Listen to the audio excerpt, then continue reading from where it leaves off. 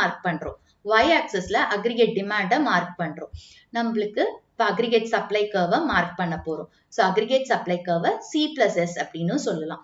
Aggregate supply curve எப்பவுமே 45 டிகிரிஸ்ல தான் cut ஆகும். அடுத்தது அக்ரிகேட் டிமாண்ட் கர்வை வரைகிறோம். AD or C+I அப்படின்னு மென்ஷன் பண்றோம். ஓகே, எந்த இடத்துல இந்த அக்ரிகேட் டிமாண்ட் கர்வும் அக்ரிகேட் சப்ளை கர்வும் இன்டர்செக்ட் ஆகுதோ இந்த பாயிண்ட்டை தான் நம்ம ஈக்குலிபிரியம் அப்படின்னு சொல்லுவோம். ஸோ இந்த பாயிண்ட்ல தான் AD is equal to AS. So இதை பாயிண்ட் E நான் மார்க் பண்றேன்.